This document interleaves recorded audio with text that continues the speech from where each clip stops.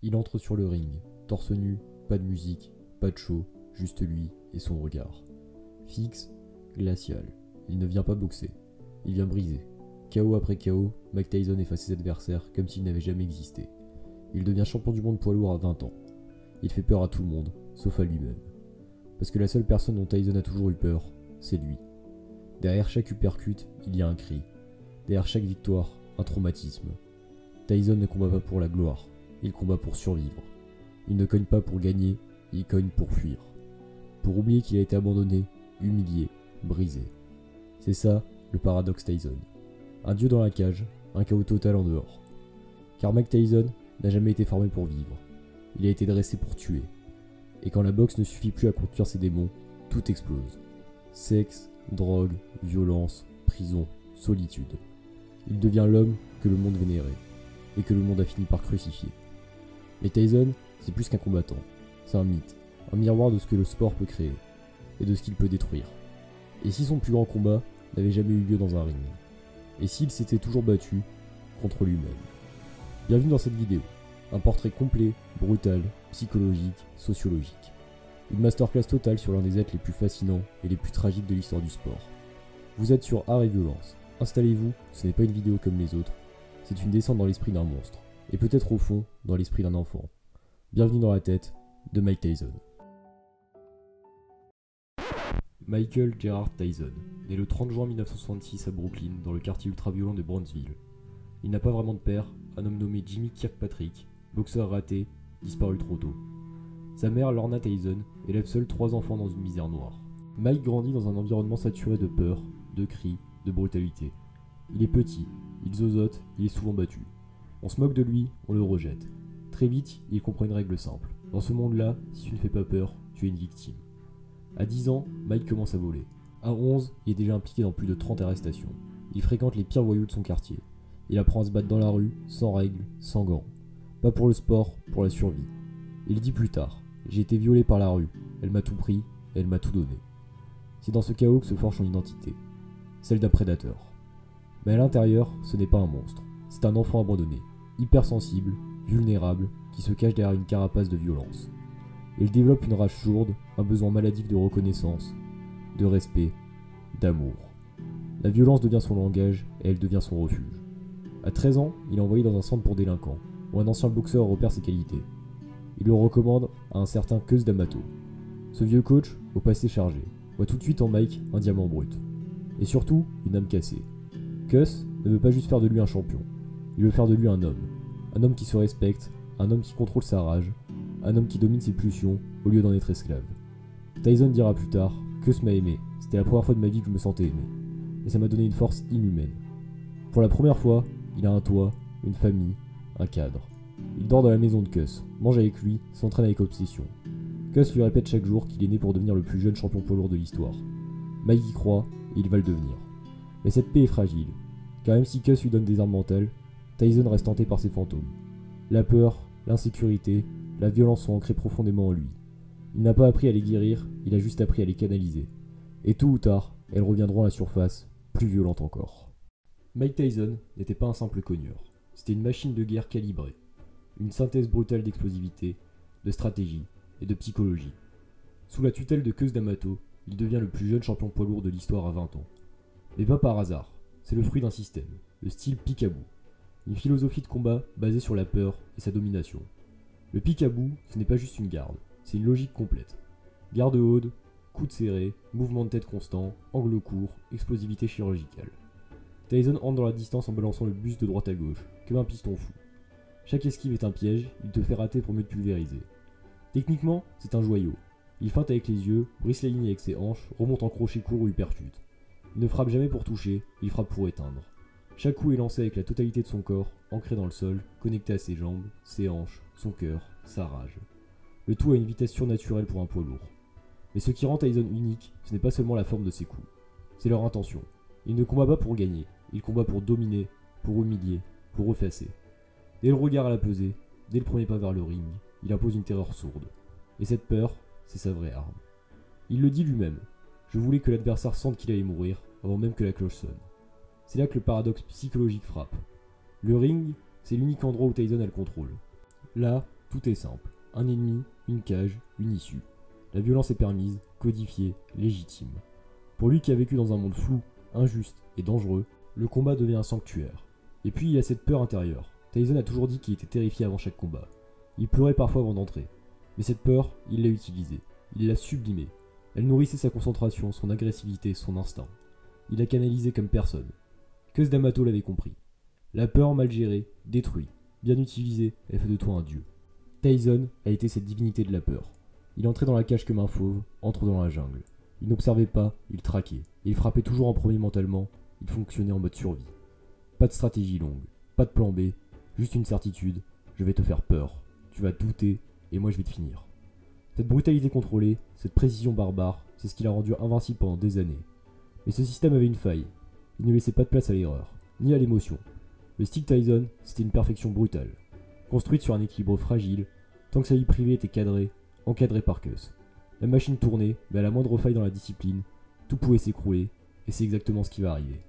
La machine Tyson, si bien huilée sur le ring, commence à se fissurer hors du cadre. Et dès la mort de Cus D'Amato, cette fissure devient une faille béante. Tyson, orphelin une deuxième fois, perd plus qu'un coach. Il perd son pilier, son père de substitution, son garde-fou. Il devient riche, célèbre, adulé et profondément seul. Et dans ce vide émotionnel, il laisse ses démons reprendre le dessus. Très vite, le monde découvre l'autre Tyson. Celui des fêtes démentielles, des excès sexuels compulsifs, des caprices de stars, des colères incontrôlables. Il jette des liasses de billets sur les passants. Il achète des tigres comme animaux de compagnie. Il se balade avec une ceinture de champion et une montagne de drogue. Ce n'est plus un homme, c'est une caricature en train de se construire sous les projecteurs. Le sexe pour Tyson n'est pas un plaisir. C'est une obsession maladive, un besoin de validation constant.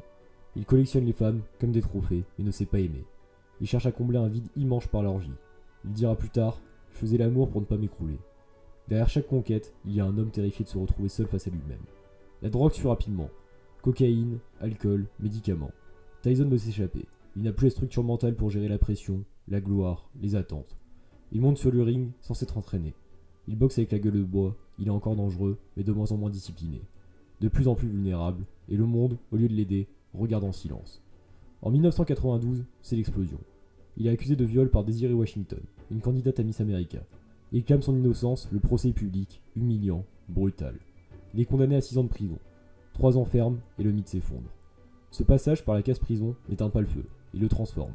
À sa sortie, Tyson est encore plus paranoïaque, plus amer, plus instable. Il est en guerre contre tout, contre la presse, contre ses adversaires, contre lui-même. Il se tatoue Che Guevara, embrasse l'islam mais reste perdu. Il alterne les retours spectaculaires et les chutes grotesques. Il mord Holyfield, il insulte les journalistes, il menace de manger les enfants de ses rivaux. Tyson n'a plus de repères, il est devenu ce qu'il a toujours craint, une bête incontrôlable. Mais ce n'est pas juste de la folie, c'est une explosion intérieure, un trop-plein d'émotions, jamais traité, jamais digéré. Tyson n'a jamais appris à vivre, seulement à survivre. Et une fois que la boxe ne suffit plus à canaliser la tempête, elle déborde. Partout, tout le temps. Chaque excès, chaque scandale, chaque chute publique est un appel à l'aide silencieux. Il dira un jour, j'étais un animal qui voulait être aimé, et j'ai tout détruit autour de moi pour ne pas être abandonné. Tyson est prisonnier de lui-même, et personne ne sait comment en sortir, pas même lui. Mike Tyson a eu le corps d'un dieu, mais l'âme d'un enfant perdu. Et c'est peut-être là, dans ces dissonances brutales, que réside tout son paradoxe. Car ce qu'il incarne n'est pas simplement une opposition entre force et faiblesse, mais une tension permanente entre deux mondes, celui de la discipline absolue et celui du chaos intime. Sur le ring, tout était structuré. Chaque geste, chaque enchaînement, chaque mouvement de tête répondait à une logique quasi mathématique. Tyson dans l'arène était l'incarnation de l'ordre dans la violence. Le tempo, la distance, le timing, tout était précis. Il contrôlait l'espace comme un maestro. Il lisait le langage corporel de ses adversaires mieux que personne. Il voyait la peur, l'hésitation, l'orgueil. Et il frappait là où ça faisait mal. Pas juste physiquement, psychologiquement. Mais une fois sorti du ring, c'était l'inverse. Tyson ne contrôlait plus rien, ni ses pulsions, ni ses émotions, ni ses pensées. Il pouvait passer d'une larme à une menace de mort en quelques secondes. L'ultra-contrôleur devenait incontrôlable. Parce que dehors, il n'y avait plus de règles, plus de structure, plus de ring pour contenir la tempête. Cette dualité n'est pas rare chez les génies du combat. Mais chez Tyson, elle est exacerbée par son histoire.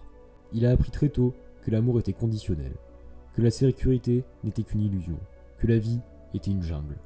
Alors dans le ring, il se recrée un monde où il peut dominer, décider, exister. C'est presque religieux. Le combat devient un rituel de purification. Un espace sacré où il expulse ses peurs, ses blessures, sa honte. Le plus terrifiant, c'est que cette brutalité, cette domination ne venait pas d'une haine des autres. Elle venait d'une haine de soi. Tyson ne frappait pas seulement pour gagner, il frappait pour oublier. Oublier qu'il se sentait minable, fragile, illégitime. Il le dit lui-même dans une interview bouleversante. J'étais un gosse qui détestait sa propre existence. Alors je suis devenu quelqu'un qu'on ne pouvait plus ignorer. Ce que le public a vu pendant des années comme de l'arrogance n'était souvent que de la défense. Une façade de fer forgée pour cacher un esprit en ruine. Et le monde du sport, fasciné par sa violence, n'a jamais vraiment su quoi faire de sa souffrance. On voulait ses chaos, pas ses larmes. On voulait sa rage, pas son vide. Et pourtant, c'est ce vide qui explique tout. Tyson est un homme qui a compensé l'absence d'amour par l'excès de pouvoir, qui a masqué sa peur par l'intimidation, qui a remplacé l'intimité par le sexe, la douleur, par les coups, la solitude, par la gloire. Mais aucune sointure ne soigne un trauma. Aucun chaos ne guérit une enfance brisée. C'est pour cela que même au sommet, il n'était jamais heureux. Même quand il possédait tout, il ne possédait rien à l'intérieur. Et plus il gagnait, plus il s'éloignait de ce qu'il cherchait vraiment, un sens, une paix, une reconnaissance humaine. Mike Tyson est une contradiction incarnée. Il est à la fois le prédateur et la proie, le roi et l'enfant battu, le champion du monde et l'orphelin en colère. Et c'est précisément cette tension qui a fait de lui une légende. Quand Mike Tyson sort de prison en 1995, il n'est plus le même homme. Et pourtant, l'aura est intacte. Le public veut le revoir, le monde veut le revoir. Et lui, il veut encore croire qu'il est ce monstre invincible. Mais la mécanique est usée. Et surtout, l'esprit est fracturé. Il remonte sur le ring face à Peter McNeely. Combat expédié, l'illusion renaît. Mais ce combat n'est qu'un mirage. Car si le corps de Tyson est encore là, sa flamme intérieure, elle, est vacillante. Le feu sacré est remplacé par une colère confuse. Il ne boxe plus avec une intention claire, il frappe, il blesse, mais sans le même regard. Sans la même obsession. Il revient pour l'argent, pour l'ego, et pour tenter de recoller les morceaux d'un mythe déjà fendu. Puis vient Holyfield, en 1966. Un homme qu'il aurait sans doute battu quelques années plus tôt, mais aujourd'hui, Tyson doute. Il n'est plus ce fauve qui te transperce du regard. Il est nerveux, brouillon, mal préparé, il perd. Et l'humiliation est immense. La revanche, l'année suivante, devient légendaire pour les mauvaises raisons. En plein combat, Tyson mord l'oreille d'Holyfield. Pas une fois, deux fois. Le monde est choqué, le mythe s'effondre en direct, Mike est disqualifié, il sort du ring comme un criminel. Cette nuit-là, il ne perd pas un combat. Il perd son humanité aux yeux du public. Mais au fond, ce geste, c'est pas juste une provocation. C'est une implosion, une perte totale de contrôle. Le ring, jusque-là son sanctuaire, devient un théâtre. Il n'y a plus de stratégie, plus de dignité, juste une douleur pure qui cherche une issue. Les années qui suivent sont à long déclin. Il affronte des adversaires de plus en plus faibles. Perd contre Lennox Lewis dans un combat où il n'est qu'un fantôme. Monte sur le ring sans entraînement, parle de ses problèmes d'addiction, d'argent, de solitude. Et à chaque retour, le public regarde, fasciné par cette déchéance à ciel ouvert. Tyson devient une caricature de lui-même, une sorte de figure tragique qu'on exhibe. Il n'effraie plus, il amuse, il gêne, et c'est peut-être là que se joue la chute la plus cruelle. Il ne fait plus peur, il n'est plus le monstre sacré. Il est juste un homme, fatigué, boursouflé par les excès, vidé par les regrets. Il finira par accrocher les gants, mais même dans sa retraite, la paix ne vient pas. Il est ruiné, endetté, il enchaîne les interviews hallucinantes, les crises en public, les tentatives de reconstruction. Il cherche des réponses, une stabilité. Il tente l'humour, la télé, le théâtre, mais derrière tout ça, le vide est encore là. Mike Tyson a trop combattu. Pas ses adversaires, mais la vie, lui-même. Et à force de combats inutiles, il a fini par user jusqu'à son propre mythe. Il aurait pu s'arrêter plus tôt, préserver sa légende, mais il n'a jamais su quand s'arrêter, parce qu'il ne savait pas quoi faire sans la guerre. Aujourd'hui, Mike Tyson n'est plus un boxeur. Il est un symbole, une légende vivante, une figure publique à la fois respectée, moquée, admirée et crainte. À plus de 50 ans, il apparaît dans des podcasts, des talk shows, des films. Il parle avec calme, parfois avec sagesse, il médite, fume du cannabis, élève des pigeons. On dit de lui qu'il a trouvé la paix, qu'il est un homme apaisé. Mais est-ce vraiment le cas? Depuis plusieurs années, Tyson construit un nouveau personnage. Le sage, l'ancien, monstre repenti. Il parle de spiritualité, de traumatisme, de résilience. Il cite Bouddha et les stoïciens. Il explique que la gloire ne vaut rien, que l'ego est une illusion, que l'homme fort est celui qui se maîtrise. Et pourtant, dans certains de ses mots, de ses regards, quelque chose tremble encore. Lors d'un entretien récent, il dit « J'ai peur parce que parfois, j'ai envie que le Tyson d'avant revienne. Celui qui faisait peur, celui que personne ne pouvait toucher, et ça, c'est dangereux. » Il avoue que cette rage est toujours là quelque part, qu'il la contrôle, qu'il l'enterre, mais qu'elle respire encore. Ce Mike Tyson nouveau n'est donc pas une renaissance, c'est un équilibre précaire. Un homme qui tente de survivre autrement, qui ne frappe plus, mais qui lutte chaque jour contre lui-même. Il a troqué les gants contre la parole. Il est passé du ring à la confession publique. Mais l'instabilité reste là, tapis en sourdine. Il a lancé son podcast, Hotboxing, dans lequel il reçoit stars, combattants, entrepreneurs, artistes. Il y parle librement, sans filtre, il y pleure, rit, raconte ses souvenirs avec lucidité ou nostalgie. Il fume, il philosophe, il dérange. Et il fascine encore. Le public, lui, oscille entre admiration et malaise. On veut croire à sa rédemption, à sa sagesse tardive, à son humanité, mais on sent aussi que tout peut exploser à nouveau. Que la façade reste fine, et que derrière les grands discours, l'enfant blessé n'a jamais disparu. Tyson tente aussi de transmettre. Il parle de l'importance de la discipline, du danger de l'ego, de la responsabilité, il se voit comme un exemple, ou plutôt comme un contre-exemple. Si vous voulez comprendre la chute, regardez ma vie. J'ai tout eu et j'ai tout perdu, parce que je ne me connaissais pas. Ces mots, d'une lucidité rare, disent tout. Tyson n'est pas un homme reconstruit, il est un homme en chantier. Même ses plus récents combats d'exhibition contre Roy Jones Jr. ou dans des vidéos d'entraînement montrant un Tyson encore impressionnant physiquement, mais cette force, désormais, ne sert plus à détruire. Elle sert à ne pas s'effondrer. Il ne se bat plus contre des adversaires, il se bat contre l'idée de redevenir celui qui était. C'est peut-être ça, la vérité Tyson. Il n'a jamais voulu être Tyson, il a été façonné, projeté, déformé par les regards des autres. Aujourd'hui, il tente de reprendre possession de son nom, de son histoire, mais on ne réécrit pas une vie aussi facilement. Surtout quand elle a passé à fuir son reflet. Alors oui, Mike Tyson semble plus calme, plus lucide, plus posé, mais la paix, la vraie, reste un combat quotidien.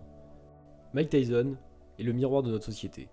En effet, il dépasse le cadre du sport. Il n'est pas seulement un boxeur, il est devenu une figure culturelle, un symbole, un mythe tragique que notre société adore regarder, et parfois crucifier. En lui, on projette tout. Nos fantasmes de puissance, nos peurs du chaos, notre fascination pour les êtres hors normes, et notre cruauté envers ceux qui tombent. Tyson, c'est l'archétype du héros antique.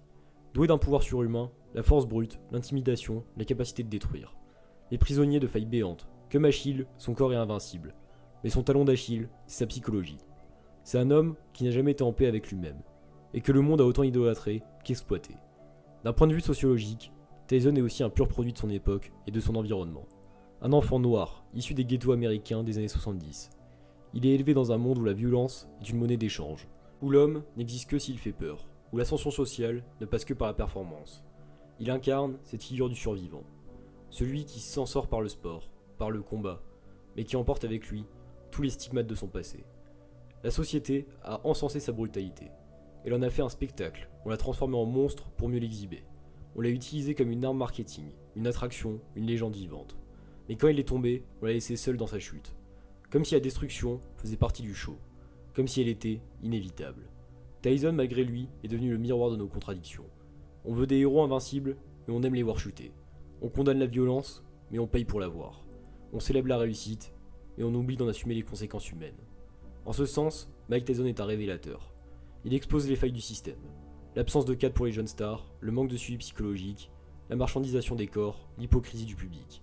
Il montre à quel point la société adore créer des idoles, pour ensuite les briser dès qu'elles vacillent. Mais il incarne aussi autre chose. Plus intime, plus universelle. La lutte intérieure. Celle que chacun mène à son échelle, entre ses pulsions et ses principes, entre ses rêves et ses traumatismes. Tyson n'a jamais été un homme mauvais. Il a été un homme brisé, qui a appris trop tôt à cogner et trop tard à parler. Il a été formé pour survivre, pas pour exister. C'est peut-être pour cela qu'il continue de fasciner. Parce qu'il est humain, trop humain. Parce que derrière chaque uppercut, on devinait une douleur. Derrière chaque scandale, une solitude. Derrière chaque excès, une blessure mal cicatrisée. Tyson est une tragédie à ciel ouvert. Mais aussi une leçon. Pas une leçon de boxe, une leçon de vie. Il nous force à interroger notre rapport à la souffrance, à la réussite, à la rédemption. Et à nous demander combien d'autres Mike Tyson avons-nous créés, utilisés puis jetés. Combien de talents avons-nous détruits en les glorifiant sans les comprendre. En conclusion, Mike Tyson ce n'est pas juste une légende du sport. C'est une tragédie vivante. Un homme façonné par la douleur, déformé par la gloire, consumé par ses propres excès. Un être à part, à la fois génie du ring et échec social. Dieu de la violence et enfant blessé qui n'a jamais guéri. Il est l'incarnation brute de ce que la société peut produire quand elle laisse un enfant seul face à la violence. Il est aussi la preuve qu'on peut dominer le monde sans jamais se posséder soi-même. Car ce que Tyson cherchait, ce n'était pas l'or, la gloire ou la peur dans les yeux de ses adversaires, c'était la paix, un sentiment d'amour, une forme de stabilité, et c'est précisément ce qu'il n'a jamais su conserver. Oui, Tyson a commis des fautes, de lourdes, des impardonnables parfois, mais il ne s'est jamais caché. Il a pleuré, crié, chuté, puis tenté de se relever. Et dans cette humanité crue, imparfaite, douloureuse, il nous renvoie à nous-mêmes. Nos contradictions, nos blessures, nos combats intérieurs, il reste peut-être le combattant le plus fascinant de l'histoire. Pas pour ses chaos, mais pour ce qu'il révèle de la nature humaine. De la rage, du manque de la survie, et de cette ligne fine entre puissance et perdition. Et si son plus grand combat n'avait jamais eu lieu dans un ring. Et voilà, c'était une première pour moi, une vidéo aussi longue, aussi immersive, aussi personnelle. Si vous êtes encore là, j'aimerais vraiment avoir votre avis. Dites-moi en commentaire ce que vous en avez pensé, ce que vous avez ressenti. Et si vous pouvez partager cette vidéo, ça m'aide énormément. Parce que comme toutes les autres, elle ne sera sans doute pas monétisée. Chaque vue, chaque like, chaque mot compte. Abonnez-vous si ce n'est pas encore fait. Ici on ne parle pas que de sport, on parle d'hommes, d'ombre et de lumière. C'était Art et Violence, à très vite pour une nouvelle immersion.